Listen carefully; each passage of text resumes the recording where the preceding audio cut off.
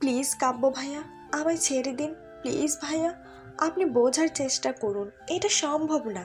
Please ভাইয়া, আমি আপনার পায়ে পড়ি, আমি আপনার ভাবি হব ভাইয়া।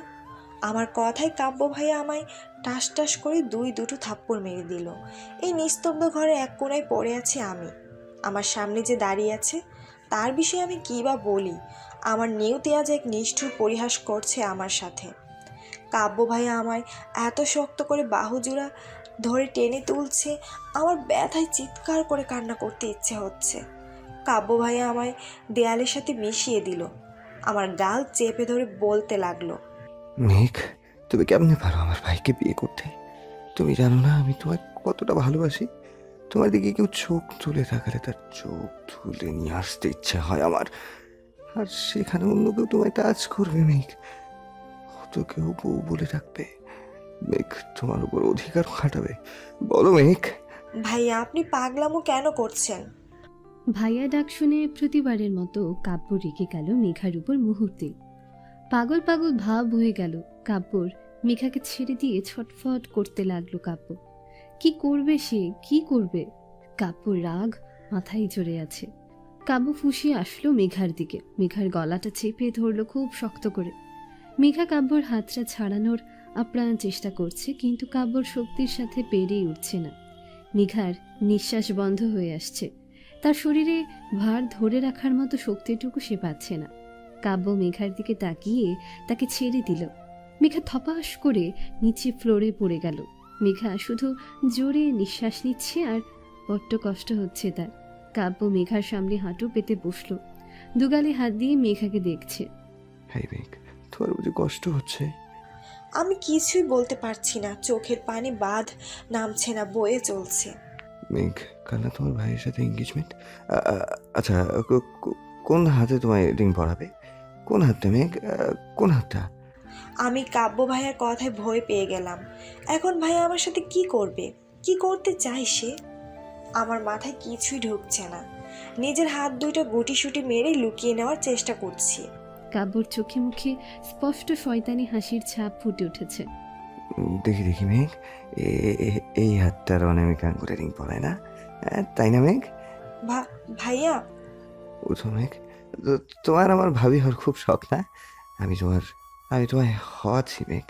কাব্য মেঘাকে টেনে তুলল। মেঘার রুমের বাঁ পাশে একটা জানালা আছে, বেশ সুন্দর দেখা যায় যখন জানালাটা খুলে দেওয়া হয়। রাতের বেলায় চাঁদের আলো ঢুকে আর দিনের বেলায় সূর্যের আলো পড়ে। মেঘা বুঝতে পারছে না কাব্য এখন মেঘার সাথে কি করবে। তাকে কেন বা জানালার সামনে এসে দাঁড় করালো। কাব্য ছলছল নয়নে বলল, মেঘ, তুমি আমায় যে নিউজটা দিয়েছ, কষ্ট দিয়েছ, তার শাস্তি আমি তোমায় দিচ্ছি না বাকি, বিশ্বাস করো। আমি যা করছি তো তোমার ভালোর জন্য করছি মেঘ। এভাবে আপনি আমার ভালো করছেন ভাইয়া? মেঘ, বিশ্বাস করো, আমি তোমায় এত কষ্ট দিতাম না। আমি যে তোমায় অন্য কারো হতে দিতে পারবো না। যদি অন্য কেউ হতো মেঘ, বিশ্বাস করো, আমি তাকে খুন করে ফেলতাম। কিন্তু সে তো আমার রক্ত, আমার বড় ভাইয়া, তাই আমি বাধ্য হয়ে এসব করছি মেঘ। মেঘা কিছুই বলল না। তার নিয়তির দোষ দেওয়া ছাড়া তার কিছুই করার নেই। সে কিছুই করতে পারবে না। মুখ বুঝি সহ্য করা ছাড়া তার আর করার কিচ্ছু নেই। কাব্য কাঁপা কাঁপা হাতে মেঘার অনামিকা আঙুলটা ধরল, জানালার দু চিপার মাঝে রাখলো নিজের এক হাত, মেঘার মুখের মধ্য দিয়ে দিল। মেঘার কিছুই বুঝার আগেই কাব্য জানালার চিপায় আঙুলটা ঠেসে ধরল। মেঘা চিৎকার করতে পারছে না। কাব্য আগেই তার মুখে হাত দিয়ে ছিল। ব্যথার চোটে মেঘা কাব্যর হাতে কামড় দিতে বাধ্য হলো। মেঘার আঙুলটা থেতলে গেছে, রক্তের বন্যা বয়ে যাচ্ছে। কাব্য মেঘাকে ছেড়ে দিল। মেঘা বিছানায় বসে পড়ল। ব্যথার তাড়নায় মেঘা শুধু ছটফট করতে লাগলো। কাব্য নিজের সাথে করে আনা ব্যাগটা থেকে কটন, তুলা গজ, ডেটল, অ্যান্টিসেপটিক বের করলো। ফার্স্ট এড বক্সের সব কিছুই বের করে ব্যাগে ভরে নিয়ে এসেছে কাব্য। মেঘার আঙুলটা নিয়ে রক্ত পরিষ্কার করতে করতে বলল, আমি বলেছিলাম মেঘ, কোনো কিছু করার আগে আমার পারমিশন দিবা। কে শুনে কার কথা? এখন ভুগো। তুমি কাঁদবে না মেঘা, একদম কাঁদবে না। কাব্য না করা সত্ত্বেও মেঘা কান্না করে যাচ্ছে, তাই এক ধমক দিতেই মেঘা চুপ করে গেল। কাব্য চুপচাপ মেঘার আঙুলটা ব্যান্ডেজ করে দিল। মলমটা নিয়ে গলায় লাগিয়ে দিল। আইস প্যাকটা নিয়ে কপালে ধরলো, তারপর মাথায় ধরলো। এক গ্লাস পানি নিয়ে এসে ব্যথার ওষুধও খাইয়ে দিল। মেঘ, এই আইস প্যাকটা মাথায় ধরে রাখো। তুমি অনেক কান্না করেছো না পাখি, মাথা ব্যথাটা কমবে। মেঘা নিশ্চুপ, কোনো কথা তার বলতে ভালো লাগছে না, সেই শক্তিটুকু তার নেই। মেঘ, এই বিয়ে আমি হতে দিব না জান। তুমি শুধু দেখো আমি আর কি কি করি। তুমি টেনশন ফ্রি থাকো মেঘ। তুমি শুধু আর শুধু কাব্য চৌধুরীর বউ হবে, আর কারো না। কাব্য নিজের সাথে করে আনা ব্যাগটা দুই কাঁধে ঝুলিয়ে বেলকনির পাশে থাকা পাইপ বেয়ে নিচে নেমে গেল। অন্ধকার কুয়াশায় সে মিলিয়ে গেল, তার ছায়াও দেখা যাচ্ছে না। মেঘা মনে মনে ভাবতে লাগলো, কিন্তু আমার জীবনে যে হিংস্রতার ছায়া ফেলেছেন, তার ফলাফল কোথায় গিয়ে দাঁড়াবে তার কোনো আইডিয়া নেই। কিছুই ভাবতে পারছি না। আইস প্যাকটা মাথায় আছে, তবু কিছুতেই মাথা ঠান্ডা হচ্ছে না। আমি পালিয়ে যেতে চাই সব কিছু থেকে অনেক দূরে, কিন্তু কিছুক্ষণ পরেই আমার মাথায় আসে আমার একমাত্র ছোট বোন মিশুটার কি হবে। আমি যদি এভাবে চলে যাই, তখন যদি মামা মামি রাগ করে মিশুকে বের করে দেয়, তখন ও কোথায় যাবে, কি করবে? ওর করার কিছুই থাকবে না। আজ মা বাবার কথা খুব মনে পড়ছে। আজ তারা বেঁচে থাকলে হয়তো আমার জীবনটা অন্যরকম হতো। সেই ছোটোবেলায় এক অ্যাক্সিডেন্টে মা বাবা আমাদের দুই বোনকে এতিম করে চলে গেলেন। 12 বছর বয়স থেকে 18 বছর বয়স পর্যন্ত ফুপুর কাছে মানুষ হলাম। সুখে দুঃখে ভালোই দিন কেটে যাচ্ছিল। ফুপুর সাথে থেকে সুখ পেয়েছিলাম। নিয়তির তা সহ্য হলো না। ফুপুর চাকরিটা চলে যায়।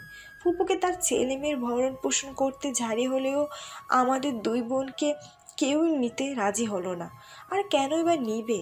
অন্যের ভার কেউ নিতে চায় না। আমার একমাত্র মামা শরীফ চৌধুরী, তার দুই ছেলে কবির চৌধুরী আর কাব্য চৌধুরী। নিজের পছন্দের ছেলেকে বিয়ে করার জন্য আমার মামু আমার মাকে বাড়ি থেকে বের করে দিয়েছিল, আর কখনো খোঁজ খবর নেননি। তিনি যে মারা গেছেন সে খবর পর্যন্ত তার অজানা ছিল। তিনি সব জানার পর আমার আর মিশুকে জড়িয়ে ধরে কেঁদেছেন, অনেক কেঁদেছেন। আমি আর মিশু সেই 6-7 মাস থেকে মামুর বাড়িতে থাকি। আমার মামিমাও বেশ ভালো মনের মানুষ, আমাদের দুই বোনকে মেয়ের মতো ভালোবাসেন। কাব্য ভাই আমাকে দেখতে পারতো না, কেন কি কারণ তা বুঝে উঠতে পারিনি আমি। তার ব্যবহার প্রথম থেকে অদ্ভুত লাগলেও আমি তেমন খেয়াল করতাম না। এই তো দিন কয়েক আগের কথা, কাব্য ভাইয়া তার বন্ধুদের সাথে 3 দিনের ট্রিপে গিয়েছিলেন। এর মধ্যে মামিমা খুব অসুস্থ হয়ে পড়েন। তিনি আর মামু মিলে আমার সাথে কবির ভাইয়ার বিয়ে দেওয়ার সিদ্ধান্ত নেই। এটা শোনার পরই কাব্য ভাইয়া আমার সাথে এত কিছু করলো। কাব্য ভাইয়ের মতো এত সুন্দর ছেলে আমায় এত ভালোবাসে তা আমি কল্পনাও করিনি। কাব্য ভাইয়ের সত্য আমি সবার সামনে বলবো কি করে? আর মামু কিভাবে বা নেবেন তিনি, তার যদি হার্ট অ্যাটাক হয়? আর মামিমা যাকে মা ডাকি তার যদি কিছু হয়? কবির ভাইয়ার সাথে নিজের ছোট ভাইয়ের সম্পর্কটা কেমন হবে? ফাটল ধরে যাবে এই বাড়িতে। বিধাতা কি করতে চাই, কি হবে এখন? আগে আমি কিছুই আর ভাবতে পারছি না। আমার মাথা গরম হয়ে ফেটে পড়বে চারিদিকে এখন। গভীর ঘুম, হ্যাঁ ঘুমে আমি কাবু হতে লাগলাম। আস্তে আস্তে সব ভুলে ঘুমিয়ে পড়লাম নিজের অজান্তে। কারো হাতের স্পর্শে আমার ঘুমের ঘোর কাটছে। কেউ আমায় অনেক ব্যস্ততা নিয়ে ডাকছে। মনে হচ্ছে তার কাছে সময়ের বড্ড অভাব। 1 সেকেন্ড এসপার ওসপার হলেই সে অনেক সমস্যায় জড়িয়ে পড়বে। আচ্ছা, কাব্য ভাইয়া কি আবার এসেছে? সে কি বেতালাভাবে ডাকছে আমায়?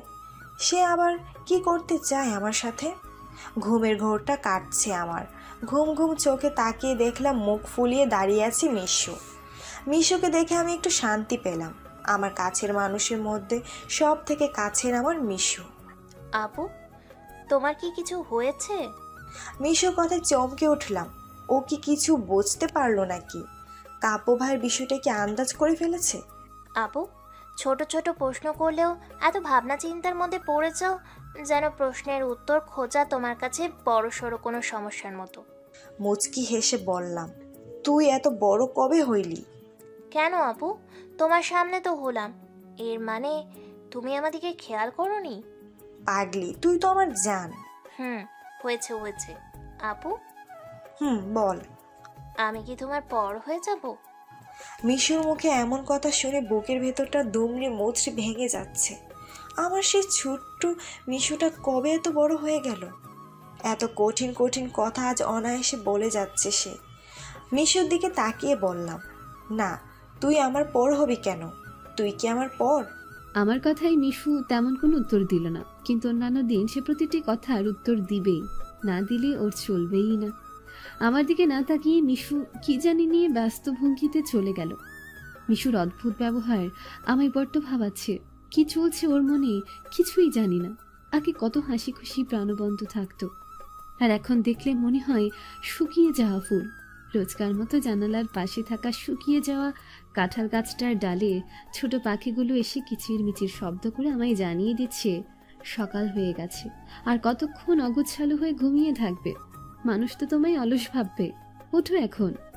সকাল 9:15। আমি সিঁড়ি বেয়ে নিচে নেমে আসতেই মামু বলি উঠল, মেঘা মা, এদিকে একটু আসবি? আমি গুটিসুটি পায়ে মামুর পাশে গিয়ে বসলাম। মামু আমার মাথায় হাত রেখে বলতে লাগলো, মা, তুই তো যতটা শান্ত নম্র বদ্ধ, মিশুটা ঠিক তার উল্টো হয়েছে। ওর ব্যবহার দিন দিন নাকি খুব রুট হয়ে যাচ্ছে। এই সেই দিনের কথা, তোর মামিমা বলল তোর মামিমা নাকি মিশুকে লেট করে আসার জন্য একটু বকেছে। তাতে নাকি মিশু তোর মামিমার সাথে অবদ্ধতা করেছে। এটা কি ঠিক বল? মেঘা মাথা নিচু করে বলল, না মামু, ঠিক না। আমি ওকে বুঝিয়ে বললে ও আর কখনো এমন করবে না। মেঘা মা, আমি ভাবছিলাম তোমার বিয়ের পর মিশুকে বাইরে সব থেকে ভালো হোটেলে রেখে আসবো। বাইরে থাকলে পড়াশোনা ভালো করে করতে পারবি। মামুর কথায় আমার মনটা বিষাদে ভরে গেল। মিশুকে ছাড়া আমি কখনো থাকিনি, আর ও আমার সাথে থাকতে পারবে না। আমায় ছাড়া মিশু কেমনে থাকবে? হাজার প্রশ্ন আমার মাথায়, আর এক দায়িত্বের বেড়াজালে বেঁধে যাচ্ছি কি আমি? আমায় চুপ থাকতে দেখে মামু বলল, কী রে মা, নাস্তা করেছিস? আমি মাথা নেড়ে না সূচক জবাব দিলাম। মামু হেসে বলল, যা করে নে, আজ তো অনেক বড় একটা অনুষ্ঠান, যা। ব্রেকফাস্ট টেবিলে এসে বসতেই আয়েশা খালা এসে হাজির হলেন। আয়েশা খালা মামিমার একমাত্র বোন। তিনি প্রায় সব সময় এই বাড়িতে থাকেন। মেঘাকে বড্ড ভালোবাসেন তিনি, কিন্তু তার সব ভালো লাগলেও মিশুর প্রতি আচরণ মেঘাকে বড্ড ভাবায়, আর এই বিষয়ে তাকে মেঘার বড্ড অপছন্দনীয়। তিনি মেঘার দিকে একগাল হাসি দিয়ে এগিয়ে এসে বলল, ঘুম হয়েছে তোর মা? জি খালা। তুই দেখ কত লক্ষ্মী মেয়ের মতো নিচে নেমে এসে ব্রেকফাস্ট করছিস, আর মিশুটাকে দেখ সকাল সকাল বেরিয়ে পড়লো বই খাতা হাতে নিয়ে। জানি আজ বাড়িতে কত বড় একটা অনুষ্ঠান, কত কাজ হাতে হাতে একটু সাহায্য করবে তা না, কোনো ডিসিপ্লিন বলতে নেই। আমার বড্ড অপছন্দনীয় তার ব্যবহারগুলো। মেয়েটার ভদ্রতা বলতে নেই, বড়দের মুখের উপর কথাও বলে। আমি একটা দীর্ঘ নিঃশ্বাস ছেড়ে বললাম, আমি কি কোনো কাজে হেল্প করব খালা? আরে তুই কেন করবি? আজ বাদে কাল তোর বিয়ে, আর তুই কাজ করবি? এটা কি হয় বল? সময় আসলে বিয়ের পর নিজের সংসারে বুঝে নিস বাপু, তখন কিছুই বলতে আসবো না। খালা ভাঙা রেডিওর মতো কথা বলিয়ে যাচ্ছেন। তার কথা বলে এখন শেষ হবে না। এই কথা থেকে ও কথা বলতে বলতে তিনি দুনিয়ার সব কথা বলবেন। সকাল গড়িয়ে দুপুর হয়ে গেল। মুহূর্তেই শুনশান বাড়িটা আমেজে আনন্দে পরিপূর্ণ হয়ে উঠল।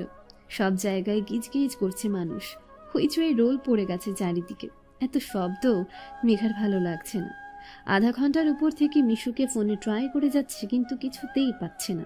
ওর হাবভাব মেঘার মোটেও ভালো লাগছে না। আজকাল খুব রুড বিহেভিয়ারের মেয়ে হয়ে উঠেছে। আজ আমার আর কবির ভাইয়ের এঙ্গেজমেন্ট। নিয়ম মাফিক পার্লারের লোক এসে আমার সাজাতে বসে গেল।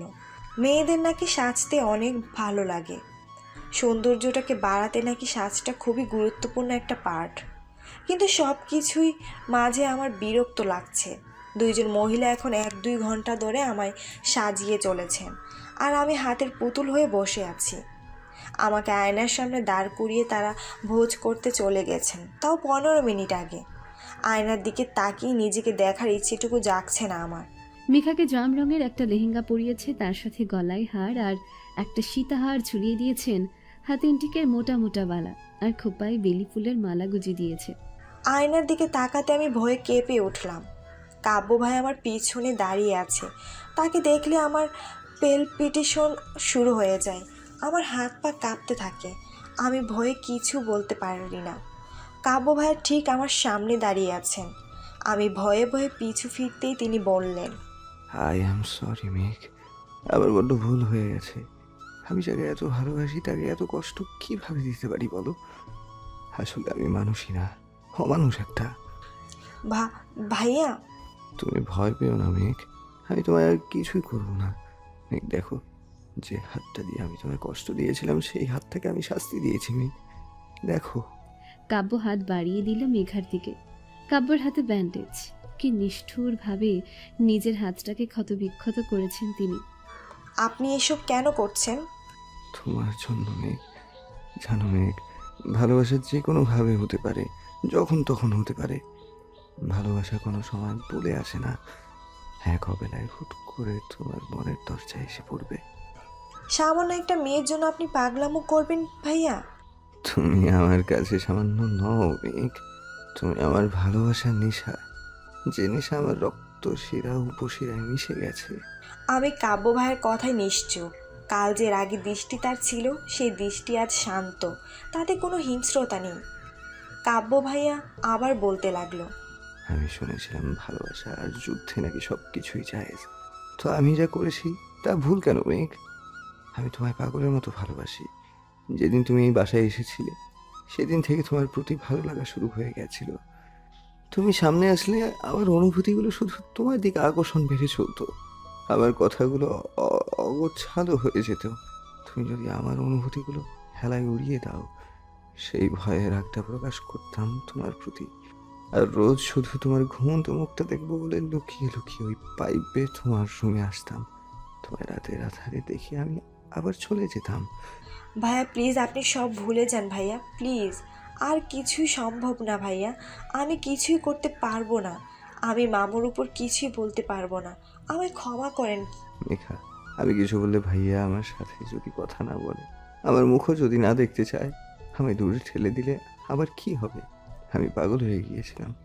যাকে নিজের থেকে বেশি ভালোবাসি সেই আমার ভাবতে আমার মধ্যে এক ঝড় বয়ে চলেছিল।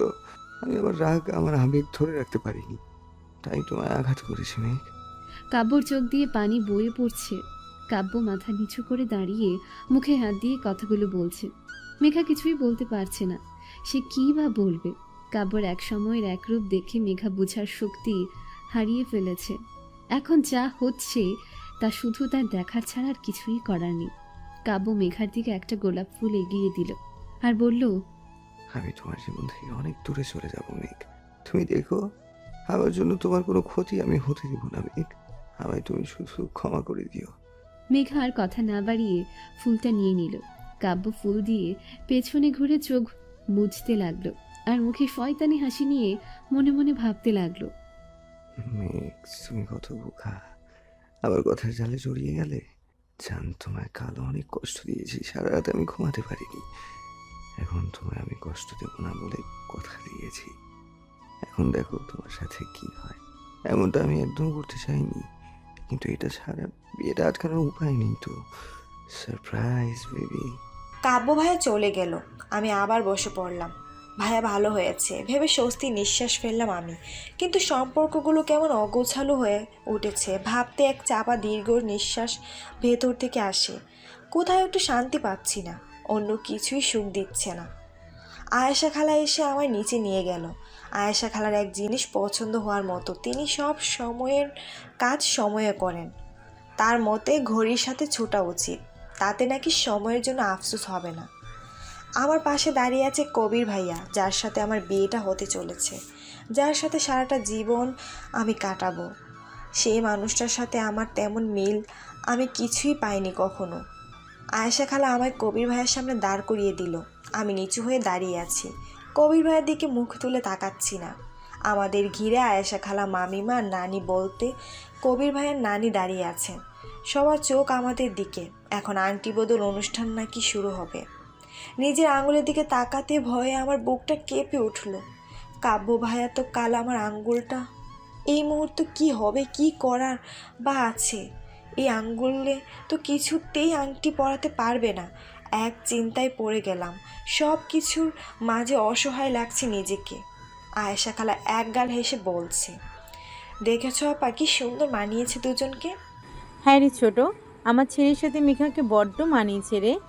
আর কত সুন্দর সুন্দর মেয়ে পাওয়া যেত আমার কবিরের জন্য, এতে এত কথা বলার বলিস কি আছে। নানির কথা সবাই একটু খারাপ নজর দিয়ে দেখল।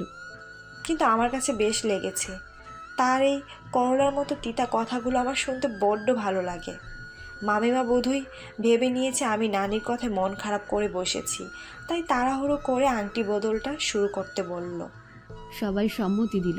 আয়েশা খালা আংটির বক্সটা নিয়ে কবিরের দিকে ধরল। কবির ভাই আংটিটা তুলে নিয়ে আমার দিকে বাড়ালো। আমি কাঁপা কাঁপা হাতে নিজের হাতটা বাড়িয়ে দিলাম। আমার আঙ্গুলে বেহাল দশা দেখে সবাই হতবাক। কিছু মহিলা ফুসফাস কথা বলতে শুরু করলো। নানি তো প্রায় চিৎকার করে বলতে লাগলো, দেখছিস পুতুল, দেখছিস এই মেয়ে কত বড় অপয়া। দেখ এই সময় হাত কেটে বসে আছে, অলক্ষ্মী মেয়ে একটা। ছোটবেলায় মা বাবাকে খেয়েছে, এখন এসেছে আমার নাতির মাথা খাবে বলে। আমি ছলো ছলো নয়নে নানির দিকে তাকালাম। মামিমার চোখে মুখে স্পষ্ট বিরক্তির ছাপ। কবির ভাইয়াকে দেখে মনে হলো তার কোনো ভাবান্তর নেই এই বিষয়ে। আমি মাথা নিচু করে আছি। আয়েশা খালা কঠিন স্বরে বলে উঠলেন, আমি তোমার কাছে এটা আশা করিনি মেঘা। তোমায় একটু খেয়াল রাখা উচিত ছিল নিজের প্রতি। হ্যাঁ রে মা, মেঘা এটা কি কাণ্ড হলো বলতো? দেখ আত্মীয় স্বজন কি চোখে আমাদের দেখছে, তুই ভাবতে পারছিস? তোর মামার কথাটা একটু ভাব। নিজেকে বড্ড অপরাধী মনে হচ্ছে। আজ আমার জন্য এত কিছু হচ্ছে, শুধু আমার জন্য। কোথা থেকে কাব্য ভাইয়া এসে আমার পেছনে দাঁড়িয়ে বলল, বা আমরা কি 90 দশকে না এই 20 দশকের? কেন বলতো কাব্য এভাবে বলছিস কেন? বা অ্যাক্সিডেন্ট তো যে কোনোভাবে হতে পারে, যে কোনো সময় হতে পারে, তা কি বলে বলে আসবে? কিন্তু কাব্য, বা আমাদের সমাজ মডার্ন কালচারের হয়ে গেছে, কিন্তু আমাদের দেখো সেই পুরনো ব্যাকডেটেড কালচারেই পড়ে আছি। অপয়া, অলক্ষ্মী আর বিকাশ সব শব্দ এই যুগে বসে ইউজ করে যাচ্ছি অনায়াসে। কথা তুই মন্দ বলিসনি কাব্য। নানি, তোমাদের যুগে তো মনে হয় গুরুজনরা নাকি বালা পরিয়ে দিয়ে আশীর্বাদ করতো, তাহলে তুমি সেটা করছো না কেন? নিয়ম তো নিয়মই, পালন হলেই হলো, একভাবে না হোক অন্যভাবে। কাব্যর কথায় খুশিতে গদগদ হয়ে গেলেন নানি। তার নাতি তার নিয়মের কথা বলতে তার আর খুশি ধরছে না। কাব্যর কথায় পরিবেশটা ঠান্ডা এখন। আর কারো কোনো অভিযোগ নেই মেঘাকে নিয়ে। সবাই রাজি হয়ে গেল, যেখানে নানি মেঘাকে বালা পরিয়ে দেবে সেখানে আর কেউ কিছুই বলল না। নানির মেঘাকে অপছন্দ, কিন্তু এই মুহূর্তে তিনি তা ভুলে গিয়ে কাব্যর কথাই মেঘাকে বালা পরানোর জন্য এগিয়ে আসলো। কাব্য পাশে দাঁড়িয়েছিল। কাব্য একটা বক্স থেকে একটা বালা বের করলো। নানি সেটা হাতে নিয়ে মেঘাকে পরাতে লাগলো। বিপত্তি ঘটল আবারও। বালা কিছুতেই মেঘার হাতে ঢুকছে না। হাতটা অনেক শক্ত করে চেপে ধরেছেন নানি। মেঘার ব্যথা লাগলেও প্রকাশ করছে না সে, নীরবে সহ্য করে যাচ্ছে। কাব্য হেসে বলল, ধানি, হাতের হাড়গোড় ভেঙে কি বালাটা ঢুকিয়ে দেবে? নানি লজ্জামাখা মুখে কাব্যর কানের কাছে গিয়ে ফিসফিস করে বলল, দেখ না কাব্য, বালাটা ঢুকছেই না। এত চিকন হাত, আর বালাটা তো মাপের মনে হচ্ছে, তাও ঢুকছে না। আরে নানি, এইটা এভাবে ঢুকায় না, এটা ব্যাস সিস্টেম বালা, ডিজাইনের বালা, কিন্তু আসলে এটা একটা ব্যাস। এটা আবার কেমনে পড়ায় বালা আবার বেশ হয় নাকি? সবাই নানির কথায় মুখ টিপে হাসছে। কাব্য বালাটা নিয়ে চাপ দিতেই বালাটা দুপাশ হয়ে খুলে গেল। নানি অবাক হয়ে বলল, বালাটা তো ভেঙে গেল, এখন কি হবে? এসব কি ঝামেলা বলতো কাব্য? নানির কথায় সবাই হালকা শব্দে হেসে উঠল। কাব্য নানির হাত ধরে বালাটা মেঘার হাতে পরিয়ে দিল। সবাই হাততালি দিয়ে অনুষ্ঠান শুরু করলো। মেঘা অবাক হয়ে গেল, কারণ ছলে বলে কি কাব্য তাকে না, তিনি এমন একটা আপত্তিকর অবস্থা থেকে আমায় বাঁচালেন, আর আমি তার নামে এসব ভাবতে পারি না। কিন্তু তার হুট করে ভালো হওয়ার রহস্যটা তো বোঝা বড় দায়ের। একটা অ্যানাউন্সমেন্টে সবাই সেই দিকে লক্ষ্য করলো। আমি চোখ দিতেই দেখলাম মিশু। মাশাল্লাহ, মিশুকে অনেক সুন্দর লাগছে। নীল রংটা বেশ মানিয়েছে। মিশু আর কিছু না বলে নাচতে শুরু করলো। সবাই কত উৎসাহ নিয়ে নাচ দেখছে। আমার বোনটা যে এত সুন্দর নাচ করে তা তো আমি জানতাম না। কেমন বোন আমি! এত ভিড়ের মাঝে কেউ আমায় টেনে নিয়ে গেল। এই কি কাব্য ভাইয়া, আমায় কোথায় নিয়ে যাচ্ছেন? আমার সাথে চলো। মুষ্টিবদ্ধ করে ধরেছে কাব্য মেঘার হাত। অদ্ভুত ব্যাপার, মেঘার হাতে ব্যথা লাগছে না, যদিও সে হাতটা ছাড়িয়ে নিতে পারল না। স্টোররুমে এসে কাব্য মেঘার হাতটা ছেড়ে দিল। মেঘা ভয় ভয় বলতে লাগলো, এই কি কাব্য ভাইয়া? ছি, তোমার কি লজ্জা লাগে না? মুহূর্তে এমন কথা শুনে মেঘা ঘাবড়ে গেল। কি সব বলছে কাব্য? কেন? আমতা আমতা করে বললাম। নিজের হবু বরকে ভাইয়া বলে সম্বোধন করছো? মুহূর্তে কাব্য ভাইয়ের কথায় আমি আকাশ থেকে পড়লাম। এমন ভাব রেখে টেনে বললাম, ভাইয়া কী সব বলছেন আপনি? কেন মেঘ, বাজে কি বলছি? তোমার হাতে বালা তো আমি কিছুক্ষণ আগে পরিয়ে দিলাম, এর মানে তুমি এখন আমার হাফ বউ। কাব্য ভাইয়ের কথা আমি কিছুই বুঝতে পারছি না। তিনি পাগলের মতো এসব কি বলছে? কাব্য মেঘার দিকে একটু হেলে গিয়ে ফু দিয়ে তার অবাধ্য চুলগুলোকে কপাল থেকে সরিয়ে দিল। এই যে আমার ভাবুক রানী, সারাদিন এত কি চিন্তা ভাবনা করো বলো তো? ভাই আপনি যা করছেন তা একদম ঠিক না। কি ঠিক না মেঘ? আপনি আমার সাথে এইভাবে এখানে থাকতে পারেন না। আমি তোমায় কি করেছি মেঘ? আমি কি তোমায় রাজ করেছি বা অন্য কিছু করেছি? আর তুমি তো আমার হাফ বউ। সবাই হয়তো এই ছলনা বুঝে উঠতে পারেনি ঠিক মতো, কিন্তু তুমি তো বুঝতে পারছো মেঘ। ছলনা দিয়ে আপনি আমায় পেতে চান ভাইয়া? এখন যাও তুমি মেঘ, কেউ দেখলে তোমায় ভুল বুঝবে, আর তা আমি এই মুহূর্তে চাচ্ছি না। মেঘা চলে গেল। মেঘার যাওয়ার দিকে অপলক দৃষ্টিতে তাকিয়ে আছে কাব্য। সে মনে মনে ভেবে চলেছে, তুমি আমার জান মেঘ, আর তোমার কিছুই আমি হতে দিব না। আমি থাকতে তোমায় কেউ টাচও করতে পারবে না। এর জন্য তোমার চোখে আমায় যত নিচে নামতে হয় আমি নামবো। আমি বিশ্বাস করি তুমি একদিন আমায় ঠিক বুঝবা মেঘ। এই কাব্য তোমার সাথে যা যা করছে, কেন করছে, সব বুঝবে তুমি মেঘ। সবাই বড্ড জোর করছে মেঘাকে একটা গান বলার জন্য, কিন্তু মেঘার মোটেও ইচ্ছে হচ্ছে না। সে এই মুহূর্তে হে হে করে গান গাইবে। তবু সবার জোড়াজুড়িতে বাধ্য হয়ে হলরুমে ঠিক মজ বরাবর দাঁড়িয়ে পড়ল। মেঘা গান শুরু করতে যাবে, তখন মেঘা বলে কারো চিৎকারে সবাই পেছনে ঘুরে দেখার চেষ্টা করলো কে। কাব্য মেঘার দিকে দৌড়ে আসছে। সবাই এমন ঘটনায় অবাক হয়ে গেল। কাব্য কি করতে চাইছে এখন? মেঘার মাথায় আসছে না সে কি। কাব্য দৌড়ে এসে মেঘাকে জড়িয়ে থপ করে গড়িয়ে পড়ল মেঝেতে। ঝনঝন শব্দে ভেঙে পড়ল মাথার উপর ঝুলে থাকা ক্যান্ডেলটা।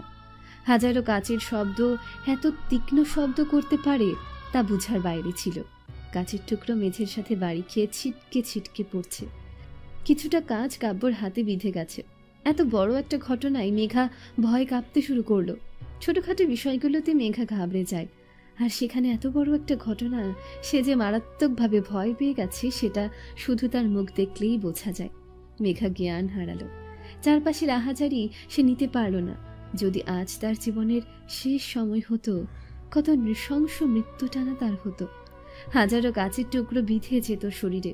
চামড়া ভেদ করে ভেতরে ঢুকে গেলে কি ব্যথাই না অনুভব হতো। এত বড় একটা দুর্ঘটনা আদৌ ঘটতে পারে তা নিয়ে সবার ভাবনা চিন্তার শেষ নেই। সোফায় শুয়ে রাখা হয়েছে মেঘাকে। মাথার কাছে মিশু বসে ডুকরে ডুকরে কাঁদছে। মেঘা থেকে সবাই বেশি কাব্যকে নিয়ে চিন্তিত। কাব্যর বাঁ হাতে একটানা বেশ কিছুটা কাচের টুকরো বেঁধে গেছে। তার দা থেকে রক্তপাতের সূত্র। সে না তার হাত ড্রেসিং করতে দিচ্ছে, না কারো কথা শুনছে।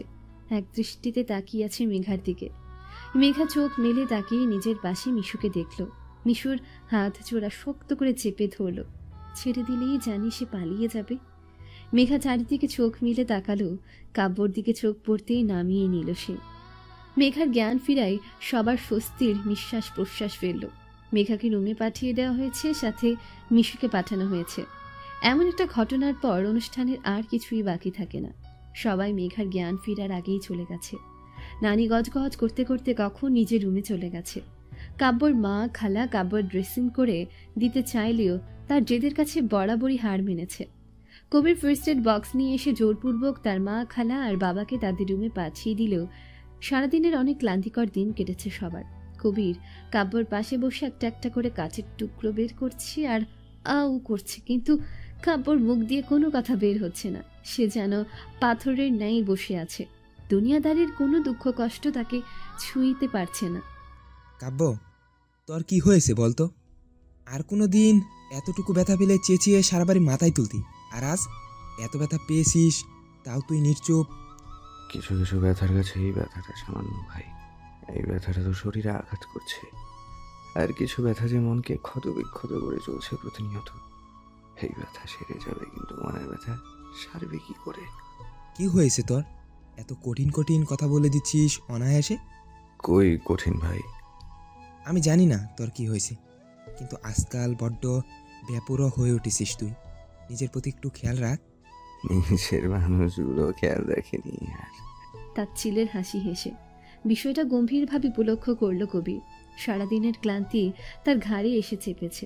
ইচ্ছে থাকলেও সে নিজের ভাইয়ের পাশে বসে সারা রাত কাটাতে পারছে না। সারাদিনের অফিসের চাপ সামলাতে সামলাতে নিজেকে এখন ব্যস্ত নগরীর শ্রেষ্ঠ নগরবাসী হিসেবে বোধ হয়। কাব্য, রুমে যা। কবির ফার্স্ট এড বক্স উপরে উঠে গেল। গন্তব্য তার বিছানা। নিজের রুমে গিয়ে সে চিৎ পটাং হয়ে শুয়ে পড়বে। এখন আর তার অন্য কাজ মাথায় আসছে না। যে যা রুমে চলে গেছে। পুরো বাড়ি শুনশান, চারিদিকে কোনো হইচই নেই, নেই কোনো শব্দ। শুধু মাঝে মধ্যে ঝিঝি পোকার ঝি ঝি শব্দে কান ঝালাপালা হওয়ার উপক্রম হয়েছে। মিশু মেঘার সাথে ঘুমায় না, কারণটা ঠিক মহামারী কিছুই না। মিশুর আবার অভ্যাস ৩টায় উঠে ঘরময় আলো করে পড়তে বসা। বিপত্তি হচ্ছে একটু শব্দে মেঘার ঘুম ভেঙে যায়। মিশু পড়ার সময় তার আশেপাশে কাউকে যায় না। সে চরম বিরক্ত বোধ করে, তাই মিশু অন্য রুমে থাকে। আজও মিশু মেঘার সাথে থাকলো না। আজও কি সে পড়তে পারবে? মেয়েটা বড্ড বড়বড় হয়ে যাচ্ছে। আগে জড়িয়ে ধরে ঘুমতো, এখন একা একা এক ঘরে থাকে। একটু শান্তি মতো গল্প করবে তার সাথে, তার উপায়ও নেই। আজকের দিনে সে পাশে নেই, ভাবতে খারাপ লাগে মেঘার।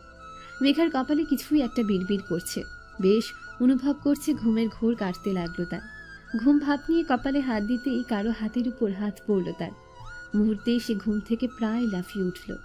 নিজের সামনে কাব্যকে দেখে মেঘার ভয় ডাবল ভোল্টেজে বাড়তে থাকে। কাব্য তার ভয়ের প্রতি ভ্রুক্ষেপ না করে নিজের মতো করে মেঘার কপালে পরম যত্নে মলম লাগিয়ে দিচ্ছে। এক দীর্ঘ নিঃশ্বাস ছেড়ে বলল, জানো মেঘ পাখি, তোমার উপর যখন ওই বিশাল ক্যান্ডেলাটা পড়তে দেখলাম, ভয় আমার জান যাবার উপক্রম হয়েছিল।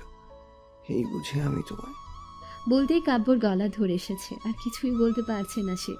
তার চোখ ছলছল করছে। কাব্য আবার মেঘার হাতটা নিয়ে মলম লাগাতে লাগাতে বলল, তখন বেশি লেগেছে না? না নিজে ভাবে চুরি ঢোকাচ্ছিল, আবার প্রচণ্ড রাগ হচ্ছিল, কিন্তু আমি কিছুই বলতে পারিনি। সরি গো হাফ বউ। তার মুখে হাফ বউ কথাটা শুনে আমি চমকে উঠি। কি সম্পর্কে মার পেঁচে ফেলো আমায় খোদা। তুমি কিছুই বলছো না কেন? ও মেঘ, বলো কিছু। আপনি কি প্রমাণ করতে চান ভাইয়া? কাব্য অবাক হয়ে তাকিয়ে বলল, আমি আবার কি প্রমাণ করতে চাইবো মেঘ? নিজেকে ভালো। আমি যে ভালো সেটা আমি জানি মেঘ। সো ভালো প্রমাণ করতে আমি যাব না। এনার সাথে কথা বলতে আমার কথা অদ্ভুতভাবে জড়িয়ে যায়। মনে মনে সে কথার পশ্চা সাজিয়ে ফেলি, তা মুখ দিয়ে বের হবেই না। আর এমন কথা শুনলে আর কিছুই বলার থাকে না। মেঘ চলো। কাব্য ভাইয়ের কথায় আমি আকাশ থেকে পড়লাম। রাত 2টা বাজে। এই সময় আমায় কোথায় যাওয়ার জন্য বলছে কাব্য ভাইয়া? একটা প্রশ্নবোধক চিহ্ন নিজের চোখে ঝুলিয়ে দিয়ে বললাম, আমি যাব না ভাইয়া। মেঘ, আমি তোমার পারমিশন চাইনি বা শুনতেও চাইনি তুমি যাবা না থাকবা, শুধু বলেছি চলো। আমি কেন যাব আপনার সাথে? এমনিতেই তো তুমি ভীত করনি সর্দার, তার উপর আমায় আবার প্রশ্ন ছুঁড়ে ছুঁড়ে মারছো। আমি ভয়ে চুপ শিখেছি। একের পর এক কাব্য ভাইয়া কী করে চলেছে নিজেই জানে। আমি চুপচাপ নিজের জায়গায় বসে আছি, আমার ভাবান্তর না দেখে। কাব্য ভাই আমার দিকে এগিয়ে আসতে লাগলো। প্রতিবারের মতো এবারও আমার হাত পা অসম্ভবভাবে কাঁপতে লাগলো। কাব্য ভাইয়া আমায় কুলে তুলে নিল আর নিজের মতো আমাকে নিজের সাথে করে নিয়ে যেতে লাগলো। আমার কোনো কথা তার কান পর্যন্ত যাচ্ছে না বোধ হয়। তিনি তার মতো চলছেন। এত রাতে যদি কেউ এই অবস্থায় দেখে কি হবে তা কি উনি আন্দাজও করতে পারছেন? আমি জোর করে নামতে চাইলাম, পারলাম না। যেখানে আমার ওজন 47 কেজি, সেখানে কাব্য ভাইয়ের 80 কেজি। স্বাভাবিকভাবে ওনার শক্তির কাছে আমি পেরে উঠবো না। মেঘ পাখি, এত ছটফট করছো কেন? বলো তো, তুমি পাখি ডাকি বলে কি নিজেকে পাখি ভাবতে শুরু করলে? হা হা করে হাসতে হাসতে কথাটা বলেন আর আমায় গাড়িতে বসিয়ে দিলেন। কোথায় যাচ্ছি, কেন যাচ্ছি, কিসের জন্য যাচ্ছি তা আমি কিছুতেই বুঝে উঠতে পারছি না। আজ কি করবে উনি আমার সাথে? বড় কিছু কি? ভাবতে আমার গলা শুকিয়ে কাঠ বারবার গিলছি। উদ্দেশ্য একটা, গলা ভিজানো। অন্ধকার একটা জায়গায় গাড়ি নিয়ে এসে থামালেন কাব্য ভাইয়া। চারিদিকে কোনো আলো ছিটে ফোটা নেই। গাড়ির হেডলাইটিংটা যতটুকু আলো ছাড়ছে ঠিক ততটুকু দেখা যাচ্ছে। আমি অন্ধকারকে খুব ভয় পাই। অন্ধকারে মনে হয় আমার দাঁত মুখ চিপে গিলতে আসে। আমার ভয়ের চিহ্ন হিসাবে যোগ হয় অন্ধকার। কাব্য ভাইয়া আমার সাথে কি করতে চাইছে এখন? ভাইয়া নেমে অনেকক্ষণ থেকে আমায় নামতে বলছে, কিন্তু আমি নামছি না। ভাইয়া চট করে রেগে গেলেন, আমায় টেনে নামিয়ে শক্ত করে হাত ধরে টেনে নিয়ে যাচ্ছেন। একটা গ্যারেজ টাইপ ঘরে আমায় নিয়ে এসে ছেড়ে দিলেন। চারিদিকে গাড়ি ঠিক করার সরঞ্জাম অগোছালো হয়ে পড়ে আছে। আমি সামনের দিকে তাকাতে ভয়ে কাব্য ভাইয়ের হাতটা চেপে ধরলাম। আমার নিঃশ্বাস বন্ধ হয়ে আসার উপক্রম হয়েছে। কেমন কেমন লাগছে আমার। আমায় কোথায় এনে নিয়ে এলো? আমি আর কিছুই ভাবতে পারছি না। এক আকাশ ভাবনার মাথার উপর রেখে আর কিছুই ভাবতে পারছি না। ভয়ে আমি ঘামতে লাগলাম, নিস্তেজ হয়ে যাচ্ছি। জানি আমার দেহটা, আত্মাটা কেউ বের করে নিচ্ছে। মেঘা কাব্যর হাত শক্ত করে ধরে আছে। মেঘা এতটা শক্ত করে ধরেছে যে তার নখের দাগ বসে যাচ্ছে কাব্যর হাতে। কাব্য নিজের হাতের দিকে একবার তাকিয়ে একটা দীর্ঘ নিঃশ্বাস ছাড়ল। কাব্য সামনে থাকে। দুজন লোককে ইশারা করলো, তারা একজনকে বেঁধে রেখেছিল। কাব্যর ইশারায় একজন এসে লোকটার মাথার চুল টেনে কাব্যর দিকে ধরল। কাব্য রক্তিম লাল রং ধারণ করেছে। তার সমস্ত রাগ আর শক্তি দিয়ে মারতে লাগলো লোকটাকে। হঠাৎ কাব্য খেয়াল করলো মেঘা ভয়ে এখনো কাব্যর হাত ধরে আছে, আর স্পষ্ট তার হাত কাঁপছে। কাব্য তার ডান হাত দিয়ে সজোরে 3-4 ঘুষি মেরে দিল লোকটাকে, আর চিল্লিয়ে বলতে লাগলো, তোর সাহস কি করে হয় তুই আমার মেঘাকে মারতে চেয়েছিস? আমার মেঘাকে? তোর জন্য যদি আমার মেঘের কিছু হয়ে যেত, আমি তোকে খুন করে ফেলতাম। তুই আমার কলিজায় হাত দিয়েছিস। আমি থাকতে মেঘের কেউ কিছুই করতে পারবে না। না। রনি নামের একটা ছেলে এগিয়ে এসে কাব্যকে ধরল। কাব্য রাগের মাত্রা সবাই জানে। রনি কাব্যকে সরিয়ে দিয়ে বলল, ভাই, ওর অবস্থা এমনি খারাপ, আর এভাবে মারলে মারা যাবে। ছেড়ে দে ভাই, ভুল করে ফেলেছে। ভুল? তুই কি বলছিস ভুল? এই ভুলের জন্য আমার মেঘের কিছু হয়ে গেলে তখন আমি কি করতাম বল রনি, বল। ভাই, আল্লাহর রহমত আছে বলে ভাবির কিছু হয়নি। এখন ভাবির দিকে দেখুক, ভাবি ভয় পাচ্ছে। প্লিজ ভাই, ভাবিকে নিয়ে যান এখান থেকে। রনির কথায় কাব্যর হুঁশ আসলো। তার সাথে তো মেঘা আছে। মেঘার দিকে তাকাতেই দেখলো মেঘা ভয়ে জোরে জোরে নিঃশ্বাস নিচ্ছে। ওর নিঃশ্বাস নিতে বড্ড কষ্ট হচ্ছে। কাব্য এক মুহূর্ত না দাঁড়িয়ে মেঘাকে নিয়ে বেরিয়ে এলো। মেঘার নিঃশ্বাস আটকে আটকে আসছে, কিছুক্ষণের জন্য বন্ধ হয়ে আসছে, আবার একটু সময়ের জন্য নিঃশ্বাস নিতে পারছে। মেঘাকে কাব্য নিজের বুকের মধ্যে জড়িয়ে নিল। মেঘার থুতনিতে হাত দিয়ে একটু উপরে তুলে ধরে বলল, এই মেঘ, আমি তোমার কিছুই হতে দেব না। আমি আছি তো মেঘ, তুমি এত ভয় পাও কেন? একটু শক্ত হও মেঘ, তোমাকে কেউ ছুঁয়ে দেখতেও পারবে না। আমি আছি তোমার সাথে। মেঘা একটু আধটু বিশ্বাস করে ফেলেছে কাব্যর উপর, কিন্তু কিছুই প্রকাশ করলো না। কাব্য আরো শক্ত করে জড়িয়ে ধরল মেঘাকে। মেঘা নিস্তেজ হয়ে আছে। মেঘা এখন একটু সুস্থ বোধ করছে। রোড সাইডে তাদের গাড়িটা দাঁড় করিয়ে রেখে কাব্য কোথায় যে চলে গেল। মেঘা দাঁড়িয়ে আছে। ল্যাম্পপোস্টের আলোয় চারপাশটা পরিষ্কার দেখা যাচ্ছে। আকাশটায় কালো মেঘে ঢেকে রেখেছে চাঁদটাকে। আশেপাশে কোনো প্রাণী নেই। রাতটা কত নিস্তব্ধ। এই ব্যস্ত নগরীর মানুষগুলো ব্যস্ততা বোধহয় ভুলে যায় যখন রাত গভীর হয়। মেঘার ভাবনাই ছেদ কাটল। কাবুবাই হাতে করে একটা প্যাকেট নিয়ে আসলো। উৎসুক দৃষ্টি নিয়ে প্যাকেটটার দিকে তাকিয়ে আছি। কি আছে তার মধ্যে এমন? কেমন প্রশ্ন জাগছে মনের মধ্যে। কাব্য ভাই এক গাল হেসে কাছে এগিয়ে এসে বলল, তুমি জানো মেঘ, তোমার প্রেশার সবসময় লো থাকে। তার মূল কারণ হলো তোমার এই ভয়। যেখানে স্বাভাবিক প্রেশার 90-30-এর মধ্যে থাকবে, সেখানে তোমার প্রেশার তার নিচে থাকে। এতে করে আরো অসুস্থ হয়ে যাও তুমি। আর তার উপর তুমি ঠিকমতো খাওয়া দাওয়া করো না। প্যাকেটটা আমার দিকে বাড়িয়ে দিয়ে কাব্য ভাইয়া বলল, নাও মেঘ, খেয়ে নাও। আমি ইতস্ত বোধ করছি দেখে কাব্য ভাইয়া হালকা করে হেসে উঠলেন। আমার কোমরে হাত দিয়ে আমার গাড়ির উপর বসিয়ে দিলেন। তারা এমন কাণ্ডে আমি লজ্জায় মাথা তুলতে পারছি না। কাব্য ভাইয়া প্যাকেটটা খুলে আমায় দিলেন খাওয়ার জন্য। এটা বিরিয়ানি প্যাকেট ছিল যে আমার খুব প্রিয়, তাই আর মানা করতে পারলাম না। আর সত্যি তো সারাদিন কিছুই খাওয়া হয়নি, কিভাবে জানি আমি প্যাকেটটা নিয়ে খেতে লাগলাম। কাব্য ভাইয়া গালে হাত দিয়ে অপলকভাবে আমায় দেখে যাচ্ছেন। জানো মেঘ, তুমি না ভয় পেলে বাচ্চাদের মতো করো। ছোট বাচ্চাগুলো যেমন ভয় পেলে নিজেদের কাছের মানুষের কাছে মুখ লুকিয়ে ভরসার হাত খুঁজে, তুমি ঠিক তেমনি। কিন্তু কি জানো মেঘ, তুমি আমায় নিজের আপনজন বা কাছের কেউ মনে করো না, আমাকেও ভয় করো, আরো বেশি করে ভয় করো। একদিন তুমি সাহসী মেয়ে হয়ে উঠবে।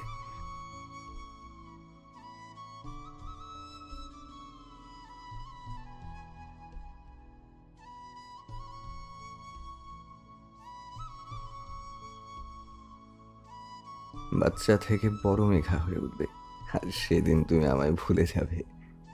কাব্যর কথাই আজ মেঘার কোনো ভাবান্তর হচ্ছে না, তা কাব্য স্পষ্ট বুঝতে পারছে।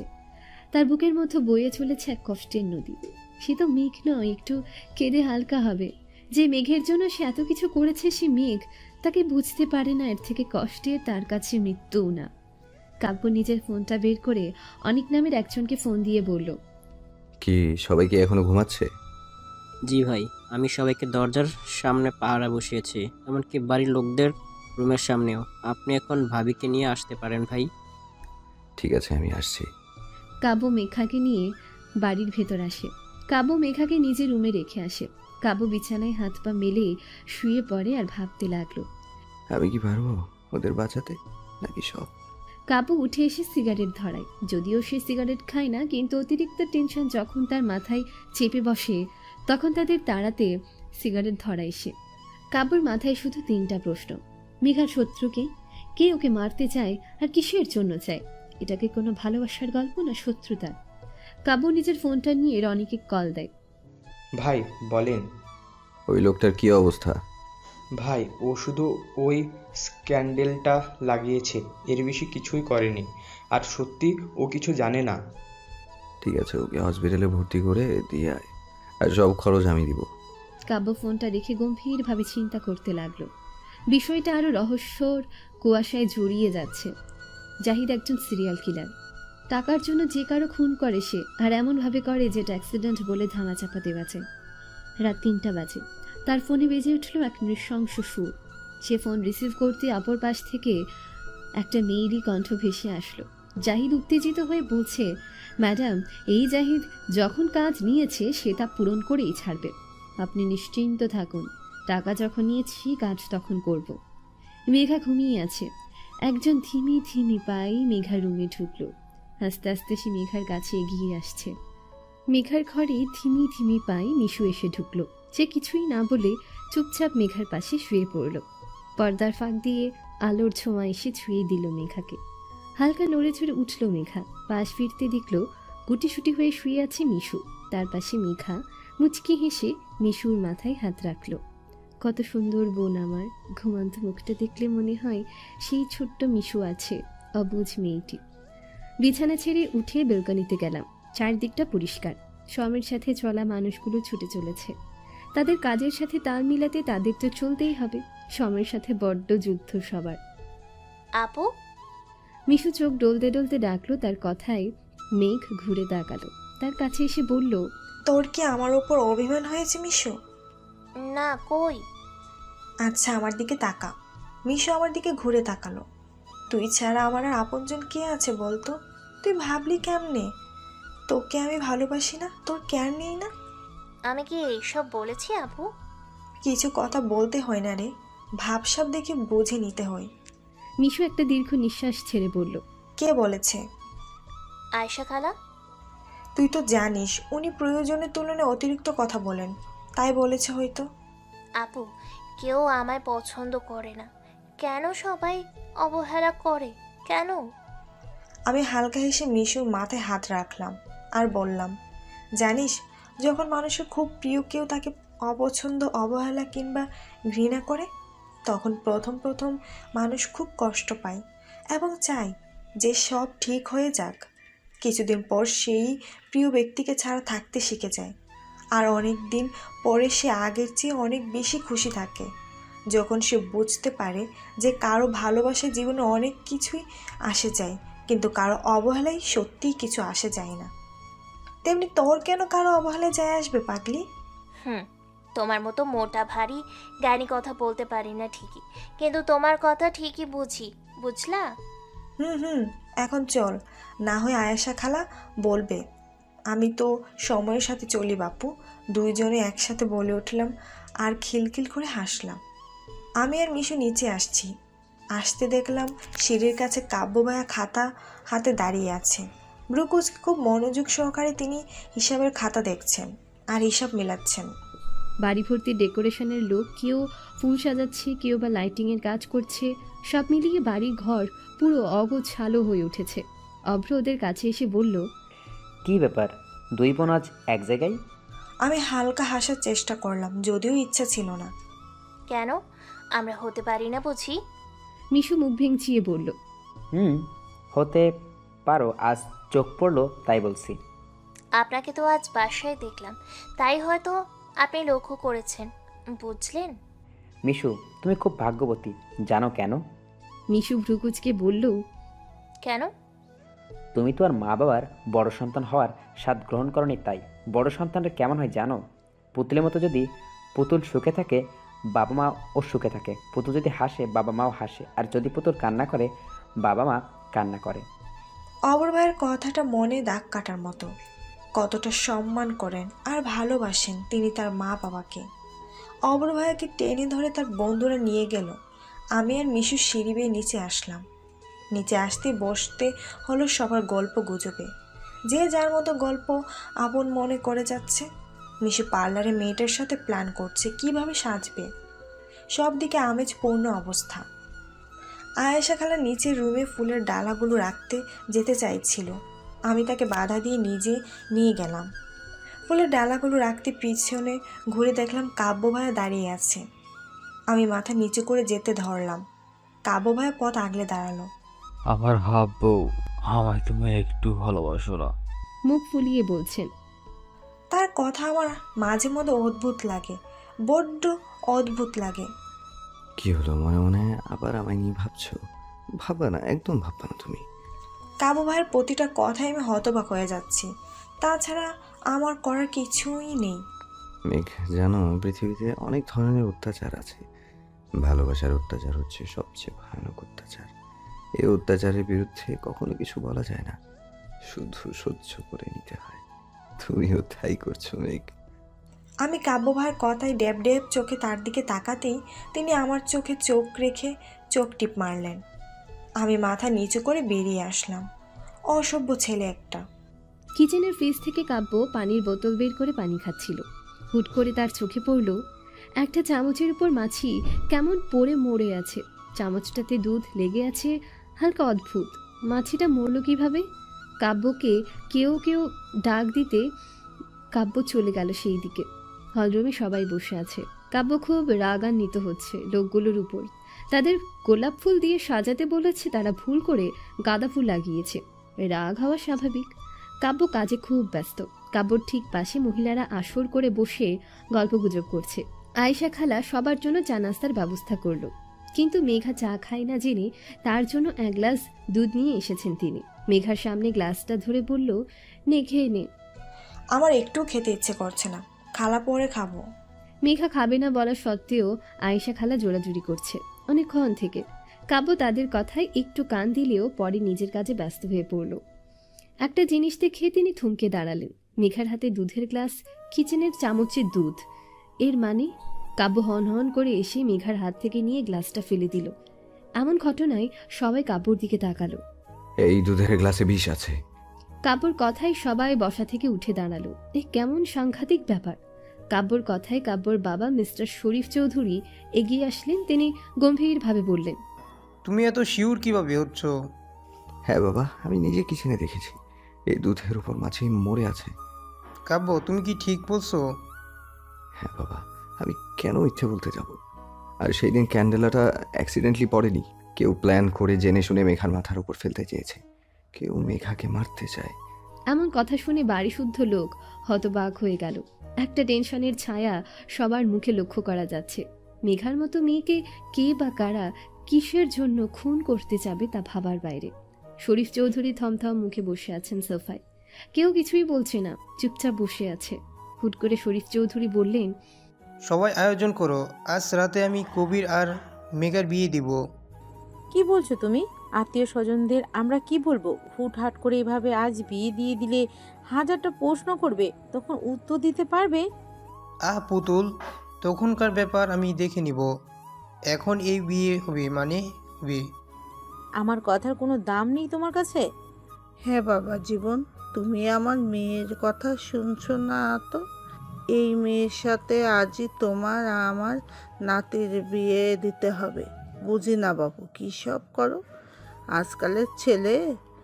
তোমরা জেনে শুনে এরকম বিপদ ঘরে নিলে তো এমন দিন দেখতেও হবে। প্লিজ মা, আপনি আর কথা বাড়াবেন না। আমি কারো কথায় নিজে ডিসিশন চেঞ্জ করব না। সবাই আয়োজন শুরু করো। শরীফ চৌধুরী সিঁড়ি বেয়ে চলে গেল উপরে। সবাই বাধ্য হয়ে কাজে লেগে গেল। কাব্যর কি সব ভেবে উপরে চলে গেল। রাত 8:25। সবাই গোল করে ঘিরে বসে আছে মেঘাকে সাজানো হচ্ছে। লাল বেনারসি শাড়ি, গা ভর্তি গহনা তার। এভাবে যে বিয়ে হয় তা জানা ছিল না মেঘার। সে নিজেকে দেখছে, বারবার দেখছে। কত নিষ্ঠুর পরিহাসই না হচ্ছে তার সাথে। জীবনে প্রতিনিয়ত সে ভয়ে ভয়ে বড় হয়েছে। ভয়কে জয় করার মতো শক্তিটুকু তার নেই। কেন নেই তা ভাবতে বসলে রাত গড়িয়ে দিন হয়ে যাবে। তবুও তার উত্তর খুঁজে পাবে কি না সন্দেহ থেকে যায়। মাঝে মধ্যে হিসাব মেলাতে বড্ড কষ্ট হয়। কোনো কিছুই হিসাব মেলাতে পারে না সে। বিয়ে একটা মেয়ের কাছে নাকি অনেক গুরুত্বপূর্ণ। তার সুখ দুঃখ ভালোবাসার ভাগ করে নিতে হয় অপর একজনের সাথে। বিয়ে শুধু দুজন মানুষের মধ্যে সম্পর্ক তৈরি করে, তা অনেকগুলো সম্পর্কের সূত্রপাত ঘটায়ও। সম্পর্কের কথা ভাবতেই মেঘার ভয়ে বুক কেঁপে ওঠে। মিশু এসে মেঘার পাশে বলল, আপু, তোর মতো করে আমি সাজলে আমায় বেশি সুন্দর লাগবে না তোকে? মিশুর কথায় মেঘা একটু অবাক হলো। কি অদ্ভুত কথা বলছে মিশু। বিয়ের সাজে প্রতিটা মেয়েকে সবার থেকে আলাদা সুন্দর লাগে। হালকা ভেবে মেঘা বলল, আমার থেকে অনেক সুন্দর লাগবে তোকে। মিশু হেসে আবার বলল, আপু, আমি কি তোর বড় হতে পারি না? মিশুর কথায় কিসের এত রহস্য তা খুঁজে পাচ্ছে না মেঘা। তার কঠিন কথার উত্তর আজ দিতে পারছে না। মিশু খিলখিল করে হেসে উঠল, আরে আপু, তুমি এত ভাবনা চিন্তা করতে বসে পড়ো না, আমি নিচে যাচ্ছি। মেঘা রুমটা এখন পুরোপুরি ফাঁকা, কেউ নেই, সবাই নিচে ব্যস্ত আছে। হুটহাট করে এভাবে আজ বিয়ে হওয়াতে সবাই কাজে তাল সামলাতে হিমশিম খাচ্ছে। মেঘার দরজায় শব্দ হলো। মেঘার দৃষ্টি দরজার দিকে। একজন হ্যাংলা পাতলা রোগা টাইপের লোক দরজা ঠেলে ভেতরে ঢুকলো। মেঘা ছেলেটাকে দেখে চমকে উঠল, কারণ এই ছেলেটা সেই দিনে রনি নামের ছেলেটা। মেঘা ভয়ে বিছানা ছেড়ে উঠল। ভয়ে ভয়ে পায়ে এগিয়ে যেতে লাগলো। তার ভাবনা সে এখন এই রুমের বাইরে যাবে, কিন্তু রনি নামের ছেলেটা মেঘার পথ আগলে দাঁড়ালো। মাথা নিচু করে বলল, ভাবি, আপনার সাথে আমি জোর জবরদস্তি করে কিছুই করতে চাই না। পরে আপনার কিছু হইলে ভাই আমাকে মারবে। মানে আপনি কি বলতে চাচ্ছেন? ভাবি, ভাইয়ের নিষেধ আছে, এখন বলতে পারবো না। বলে 1 পা 2 পা করে মেঘার দিকে এগিয়ে যাচ্ছে রনি। মেঘা ভয় কুকুরে যাচ্ছে। রনি মেঘার হাত ধরতে যাবে, মেঘা ধাক্কা দিয়ে রনিকে ফেলে দিয়ে বাইরের দিকে দৌড় দিল। লেহেঙ্গা তুলে মেঘা নিজের সবটুকু নিয়ে দৌড়াতে দৌড়াতে কারো সাথে ধাক্কা খেয়ে থমকে গেল। দেখলো সামনে কাব্য। মেঘা কাব্যকে দেখে পিছুই ফিরে যেতে কাব্য পিছন থেকে শক্ত করে ধরলো মেঘাকে। কাব্য ভাইয়া, প্লিজ আমায় ছেড়ে দিন। এরকম আপনি করতে পারেন না, প্লিজ ভাইয়া। মেঘা, আমি সব করতে পারি। আমি শুধু তোমার জন্য সব করতে পারি। আমি চিৎকার করে সবাইকে বলে দিব আপনার আসল পরিচয়। আচ্ছা করো। মেঘা চিৎকার করতে যাবে, তখন কাব্য শক্ত করে মেঘার মুখ চেপে ধরল। আপ্রাণ চেষ্টা চালিয়েও মেঘা নিজেকে ছড়াতে পারল না। কাব্য মেঘাকে ধরে ও রুমে নিয়ে আসলো। সেখানে নিয়ে এসে কাব্য মেঘাকে ছেড়ে দিল। মেঘার রুমে রনিও ছিল। কাব্য অগ্নি দৃষ্টি নিয়ে তাকালো রনির দিকে। তোকে বলেছিলাম না মেঘা যাতে বের হতে না পারে ওর হাত পা বেঁধে দিবি। ভাই, আমি তো তাই করেছিলাম, কিন্তু ভাবি তো কিছুই শুনতে চাচ্ছিল না। এই বলত, তোর ভাবি কি নিজের ইচ্ছে কিডন্যাপ হবে? যে তুই তাকে বোঝাতে যাচ্ছিলি আর সে শুনছিল না? বিয়াকিলের মতো হাসি দিয়ে মাথা চুলকাচ্ছে রনি। কাব্য ভাই আমায় যেতে দিন। সরি মেঘ, এটা আমি করতে চাইনি, কিন্তু এটা তো সবার ভালো মেঘ। কিসের ভালো? কোনো কিছুই ভালো না। পরে বুঝবা মেঘ, সেদিন হয়তো এই কাব্যকে খুঁজে পাবা না। তাচ্ছিল্য হাসি হেসে বলছেন কাব্য। মেঘার সেদিকে কোনো ভাবান্তর নেই। মেঘার কাছে কাব্যর কথা অহেতুক আলাপন ছাড়া আর কিছুই মনে হয় না। মেঘা যেতে ধরল বাইরের দিকে। কাব্য মেঘাকে টেনে ধরে নিজের কাছে নিয়ে আসলো। ভাইয়া আমায় ছাড়ুন প্লিজ। কাব্য আরো শক্ত করে ধরল। রনির দিকে ইশারা করতে একটা রুমাল রনি নিয়ে আসলো। কাব্য সেটা জোর করে মেঘার মুখে চেপে ধরল। মেঘা ছটফট করতে লাগলো। আস্তে আস্তে মেঘা অজ্ঞান হয়ে গেল। কাব্য মেঘাকে কোলে তুলে নিল। মেঘার মাথা ঘুরছে, চোখ খুলতে পারছে না, সব ঝাপসা ঝাপসা লাগছে। মেঘা চোখ মেলে চারিদিকে তাকালো। আরে এ তো গেস্ট রুম। মেঘা ঝাঁপ দিয়ে উঠল। আশেপাশে কাউকে না দেখে মেঘা দৌড়ে দরজার কাছে গেল। দরজাটা খোলা পেয়ে মেঘা দৌড়ে বাড়ির হলরুমে এসে যা দেখল, মিসেস পুতুল চৌধুরী এগিয়ে এসে মেঘার গালে ঠাস করে থাপ্পড় বসিয়ে দিল। মেঘা টাল সামলাতে না পেরে নিচে ফ্লোরে পড়ে গেল। মিসেস পুতুল চৌধুরী রাগে জল করছেন। তিনি উচ্চস্বরে বলতে লাগলো, এই ফকিনের বাচ্চা, তোর এইসব প্ল্যান ছিল? নিজের মেয়ের মতো ভালোবাসা দিয়েছিলাম, আর এই মূল্য দিলি তুই তোর ওই অসভ্য বোনটাকে আমার ভালো ছেলেটার ঘাড়ে চাপাবি বলে? মেঘা চমকে উঠল মিসেস পুতুলের কথা। তার বোন মানে মিশু। চোখ ঘোরাতে দেখলো মিশু ঠাই দাঁড়িয়ে আছে, তার পরনে সেম পোশাক যা মেঘা পরেছে। এর মানে কি মিশু আর কবির ভাইয়ার বিয়ে হয়ে গেছে? মেঘা উঠে দাঁড়ালো। পাশ থেকে শরীফ চৌধুরী চিৎকার করে বলল, এই বিয়ে আমি মানি না। এসব কার চক্রান্ত ছিল আমি জানি না, কিন্তু আমি মিশুকে এই বাড়ির বউ মানি না। হ্যাঁ বাবার জীবন, এই মেয়েকে তুমি ঘাট ধাক্কা দিয়ে বের করে দাও। শুধু এই মেয়ে না, এদের দুই বোনকেই তুমি বের করে দাও তো। না মা, মেঘার কোনো দোষ আমি খুঁজে পাচ্ছি না। এসব এই মিশুর কারসাজি। ওকে ধাক্কা মেরে বের করে দিব এই বাড়ি থেকে। আমি আবার কবিরের সাথে মেঘার বিয়ে দিব আজকেই। মামুর কথায় আমার বুকের ভেতরটা কেঁপে উঠলো। নিজের ছোট বোনের সংসার আমি কিভাবে ভেঙে যেতে দেই? আমাকে কিছু করতেই হবে। না মামু, এসব আমি প্ল্যান করে করেছি। আমি মিশুকে এবারে বউ বানাতে চেয়েছিলাম, তাই আমি এসব করেছি মামু। মামু আমার কথায় দপ করে বসে পড়লেন। তিনি কোনো কথা বলছেন না। আমি আস্তে আস্তে তার কাছে গিয়ে তার পায়ের কাছে বসে পড়লাম। তার পা ছুঁয়ে বললাম, আমাকে ক্ষমা করে দাও মামু, আমি ভুল করেছি। এর জন্য যে শাস্তি দিবে আমি মাথা পেতে নিব। আমার কথায় মামু চুপ করে আছে। আমি ঢুকরে ঢুকরে কাঁদছি। কেউ একজন আমার চুলের ঝুঁটি ধরে উপরের দিকে টেনে তুলল। কে দেখার জন্য ঘুরতে দেখলাম মামিমা। তিনি তার মুষ্টিবদ্ধ আমার চুল আরও শক্ত করে ধরে মুখ উঁচিয়ে বললেন, তোকে এই মুহূর্তে এই বাড়ি থেকে বের করে দিব আমি। তোর ছায়া সহ্য হচ্ছে না আমার। আয়েশা খালা বাধা দিতে আসলে মামিমা তাকে সরিয়ে দিয়ে আমায় টেনে হন হন করে নিয়ে গেল। বাহিরের দিকে আমায় জোরে ধাক্কা দিয়ে ছুঁড়ে ফেলে দিল। আমি কারো বুকের মধ্যে পড়লাম। মুখ তুলে দেখার আর প্রয়োজন বোধ করলাম না। তার হৃদয়ের প্রতিটি স্পন্দন চিনি আমি। এই বিশ্বাসটার জন্য আজ আমি এমন নারকীয় যন্ত্রণা সহ্য করছি। সব কিছুর জন্য এই দায়। কাব্য ভাই আমার হাত ধরে টেনে ভিতরে নিয়ে গেলেন। মা, মেঘা কোথায় যাবে, কি করবে একা একটা মেয়ে? সেই দায়িত্ব আমার না কাব্য। সে মরে মরুক, বাঁচে বাঁচুক, তার কোনো দায়িত্ব আমি নিব না, তুই শুনে রাখ। কাব্য বিরক্তি ভাজন হয়ে বলল, তোমায় নিতে হবে না মা, আজ থেকে মেঘার সব দায়িত্ব আমি নেব। মানে তুই কি বলতে চাস? আমি মেঘাকে বিয়ে করব। এই মেয়েকে আমি নিজের ছেলের বউ হিসেবে কোনো দিন মেনে নিব না। বা আমি আমার কথা বলে দিয়েছি, যদি তোমরা মেঘাকে বের করে দাও, ওর সাথে আমিও বের হয়ে যাব এই বাড়ি থেকে। মিসেস আর মিস্টার চৌধুরী আর কোনো কিছুই বলতে পারছেন না। তাদের বলার আর কিছু নেইও। কাব্য মেঘার হাত ধরে টেনে নিয়ে গেল। কাজী সাহেবকে বলল, কাজী সাহেব বিয়ে পড়ান। কাজী সাহেব যথানিয়মে বিয়ে শুরু করলেন। আপনি মরহুম সাইফ রহমান এবং মরহুম আফিয়া রহমানের বড় কন্যা মোছা মেঘলা রহমান মেঘা আপনার সহিত 10,01,000 টাকা দেনমোহর ধার্য করিয়া জনাব শরীফ চৌধুরী এবং পুতুল চৌধুরীর ছোট ছেলে মোহাম্মদ কাব্য চৌধুরীর সাথে বিবাহ ধার্য করা হইল। রাজি থাকলে বলুন কবুল। আমি নিশ্চুপ। এভাবে বিয়ে হয় তা আমার জানা ছিল না। আমার চোখ দিয়ে পানি গড়িয়ে পড়ছে। নিজের বোনের জন্য হলেও এই পিশাচকে আমার বিয়ে করতে হবে। অপর পাশ থেকে নানি বলে উঠল, সিসি শেষমেশ আমার ছোট নাতির মাথা চিবিয়েছে ডাইনিটা।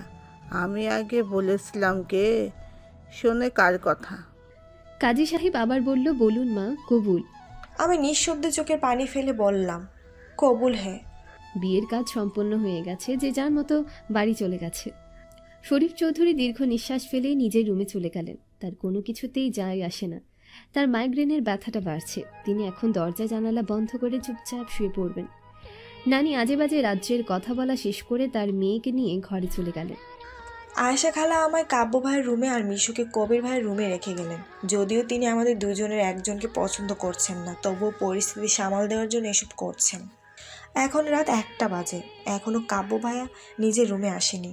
কিসের জন্য এত লেট করছে, কেন করছে তা ভাবতে চাই না আমি শুধু ভাবছি মিশু এসব করার আগে আমায় একটাবার বলল না। ও কিভাবে পারলো সবাইকে এত কষ্ট দিতে? কেউ তো ওকে বাড়ির বউ হিসেবে মেনে নিবে না।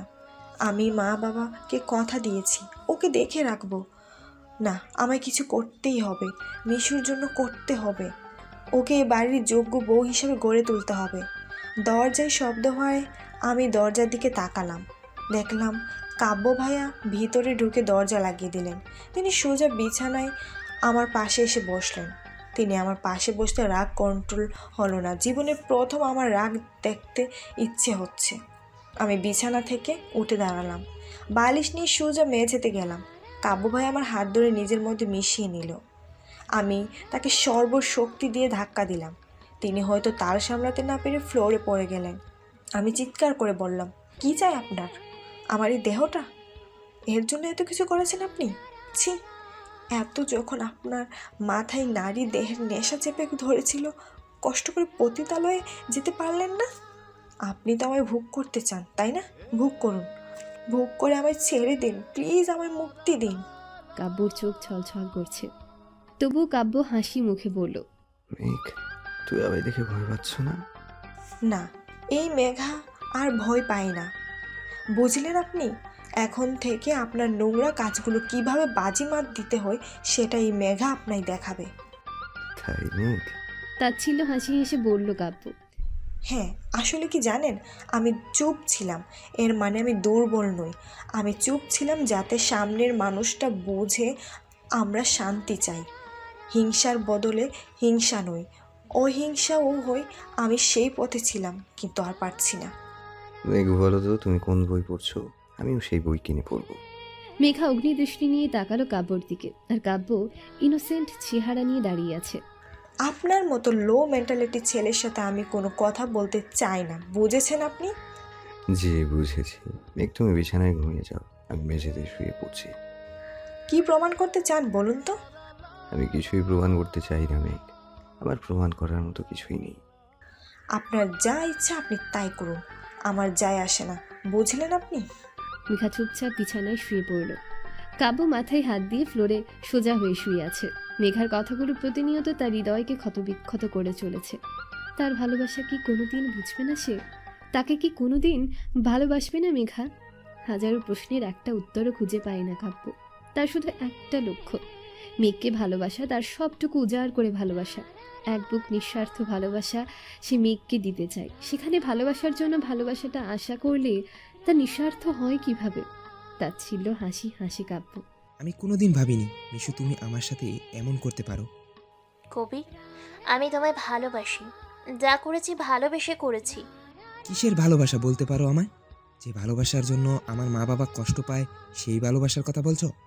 কবির, তুমি আমায় ভুল বুঝছো। তুমি যেমন তোমার মা বাবাকে ভালোবাসো, তেমনি আমি তোমায় ভালোবাসি। আমার কাছে এই সবের কোনো মূল্য নেই। তুমি কেন বুঝতে পারছো না? আমার ভালো লাগা না লাগার কোনো মূল্য কি তোমার কাছে নেই কবির? না, নেই।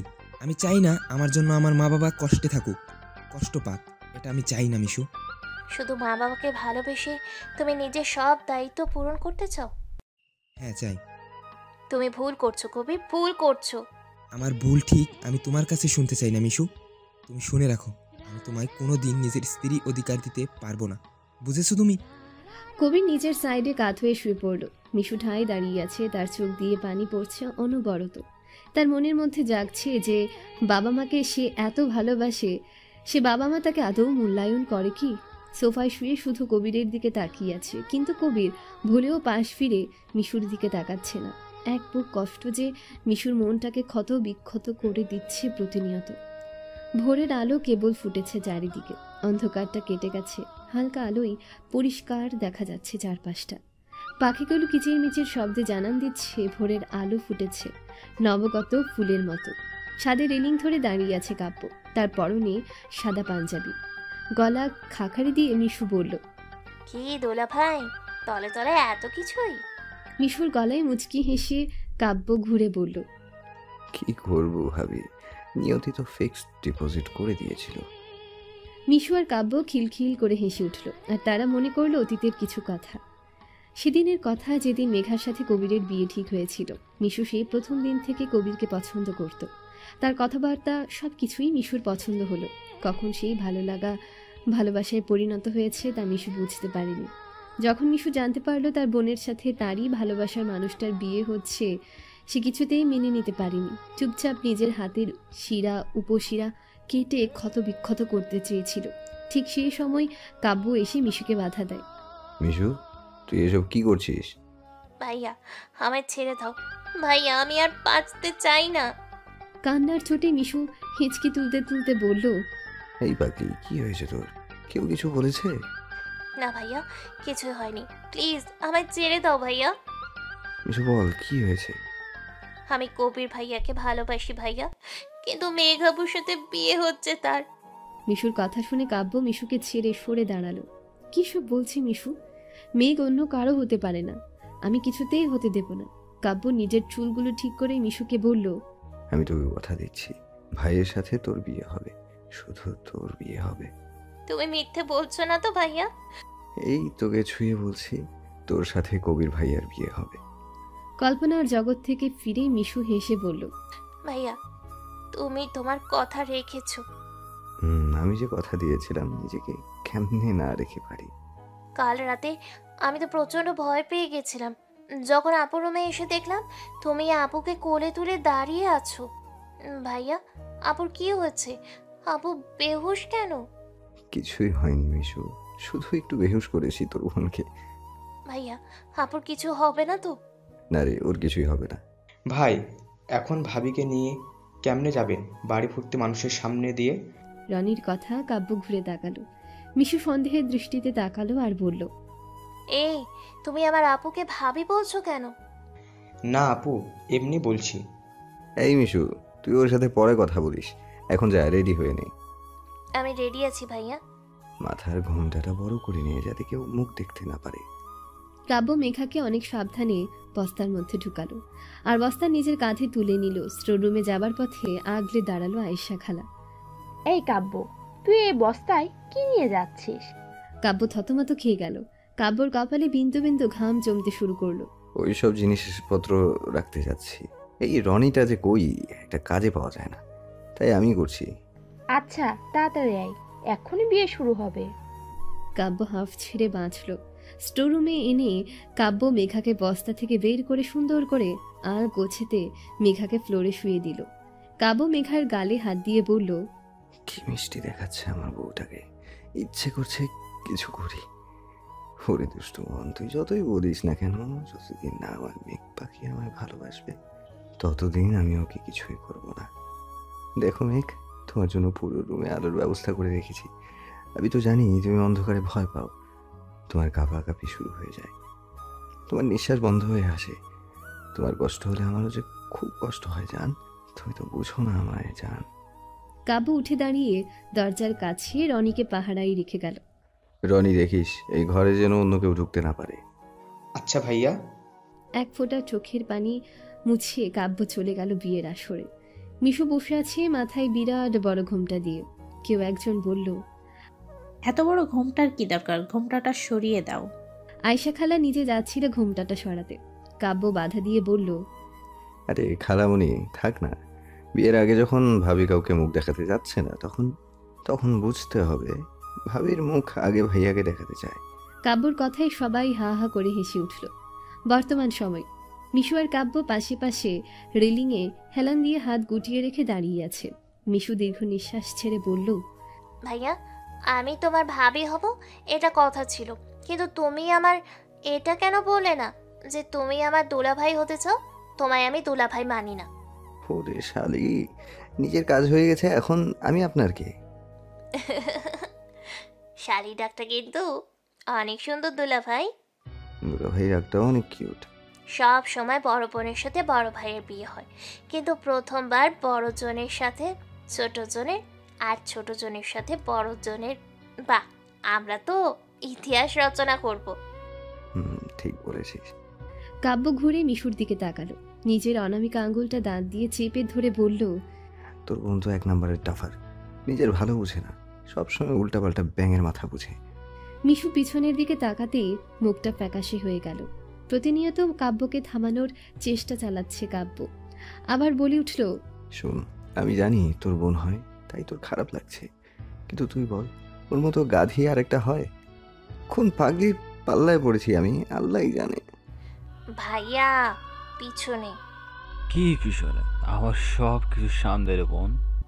না ভাইয়া, তোমার সব পিছনেই। এই দেখ, তুই বেশি পাক্কামো করবি না, তোর বোন তো পৃথিবীর নাম্বার 1 ইডিয়েট। পিছনে না, আমার তো মনে হয় ও ইচ্ছে করে নিজের চেহারা ব্যাককলের মতো করে নিয়ে ঘুরে বেড়ায়। আমার তো ইচ্ছে করে ওর কানের নিচে দেই একটা। এত কিসের ভয়?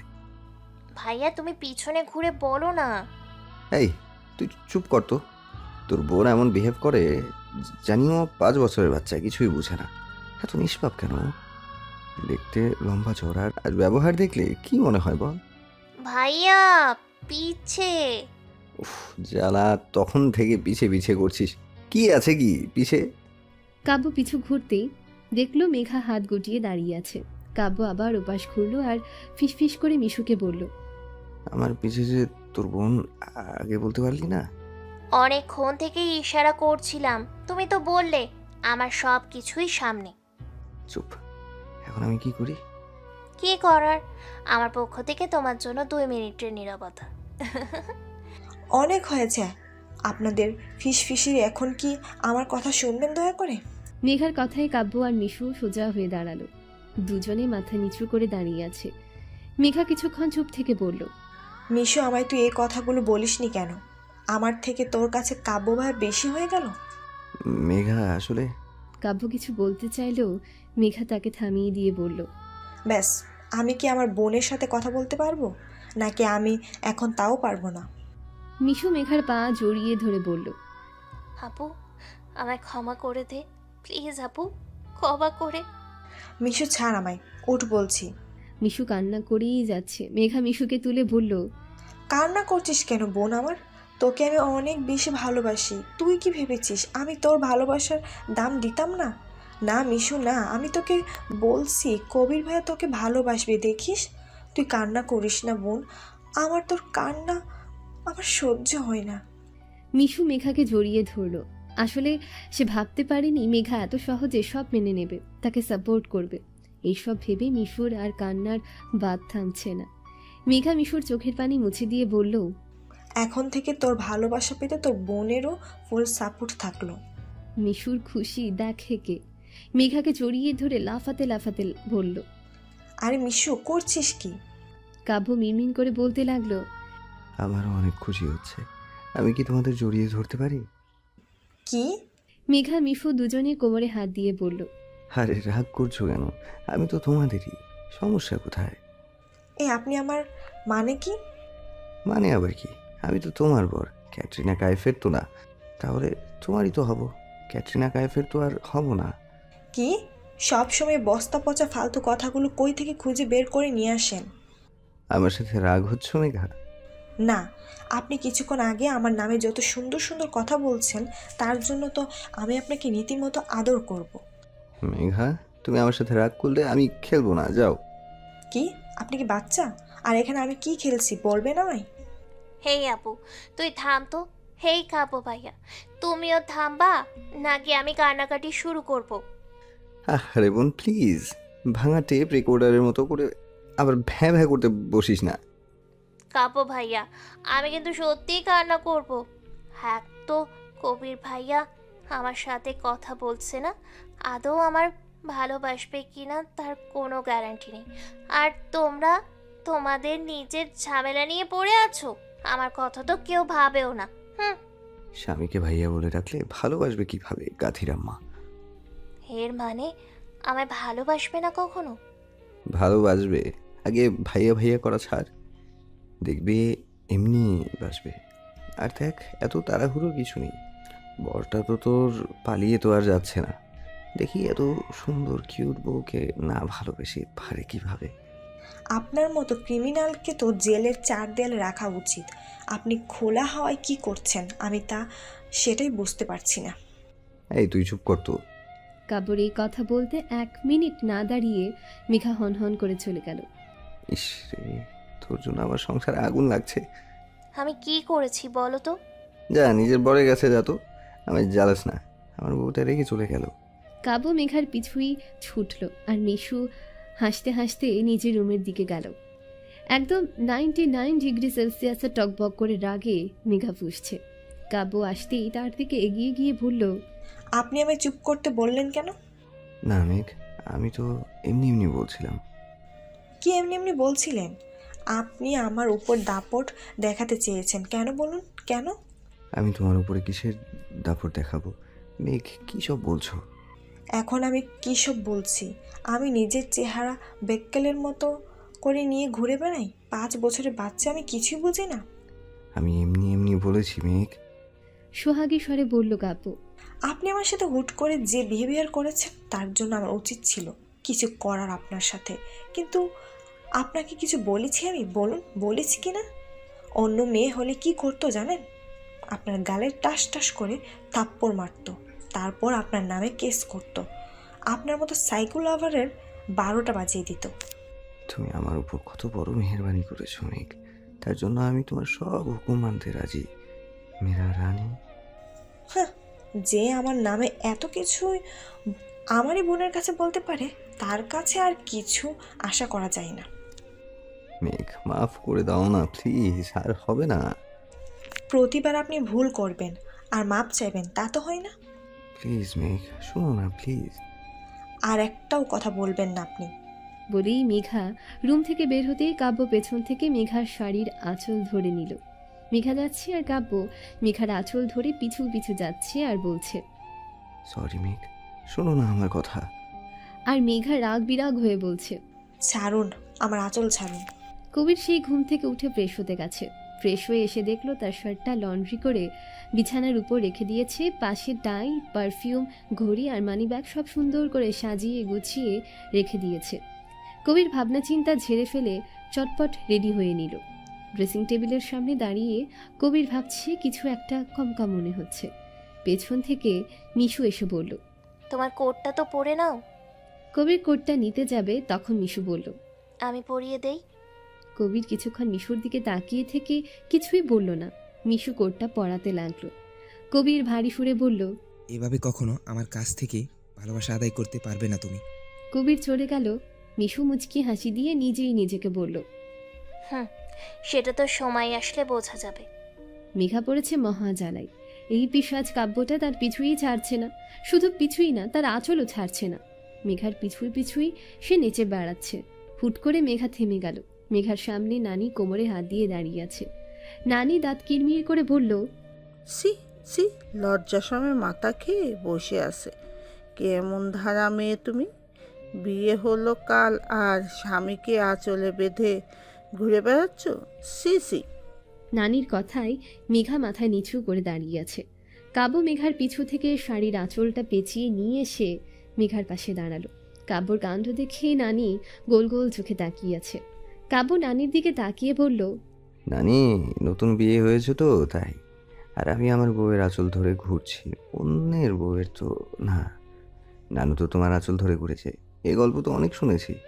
নানি কাব্যর কথায় লজ্জায় মুখে কাপড় দিয়ে পড়ল। যা, তুই যে কি বলিস!